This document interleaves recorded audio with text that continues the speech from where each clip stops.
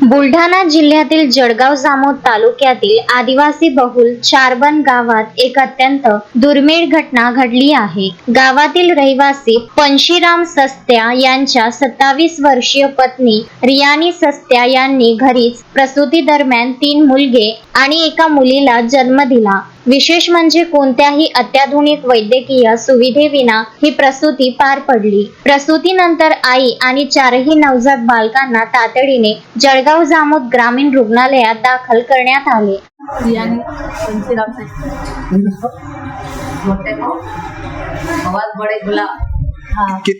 किती मुलं झाले काल तुम्हाला? काल 3 मुलं आणि 1 मुलगी। कशी आहे तब्येत त्यांची? चांगली आहे ते। कोणत्या गावचे आहे तुम्ही? जळगाव जामोदचे। चारबन। केव्हा आले होते दवाखान्यात?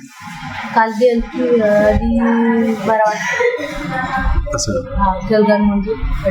4 मुलांची तब्येत कशी आहे? चांगली आहे ते। याच्या आधी किती मुलं आहे तुम्हाला? पहिलं म्हणजे एकूण 7 झाले। डॉक्टरांच्या प्राथमिक तपासणीनंतर आईसह 4ही बाळांची प्रकृती स्थिर असल्याचे स्पष्ट झाले। मात्र 4ही बाळांना जन्म मुदतीपूर्वी झाल्याने त्यांचे वजन सुमारे 900 ग्रॅम ते 1 किलो दरम्यान आहे। त्यामुळे पुढील विशेष उपचारासाठी त्यांना खामगाव येथील सामान्य रुग्णालयात हलविण्यात आले असून तज्ञ डॉक्टरांच्या देखरेखीखाली त्यांच्यावर उपचार सुरू आहे।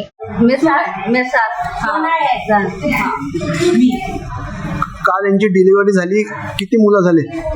3 मुलं आणि 1 मुलगी। बरोबर। कशी आहे तब्येत त्यांची? ठीक आहे। याच्या आधी किती मुलं होते यांना? याच्या आधी पहला बड़ा लड़का, उसके पीछे लड़की, उनके पीछे लड़की, आणि अभी कुल मिला के 7 हो गए। 7 हो गए। कैसी है तब्येत? अच्छी। कल कब आए थे? 12 बजे। डिलीवरी कब हुई? 4 बजे। 3 बजे हुई।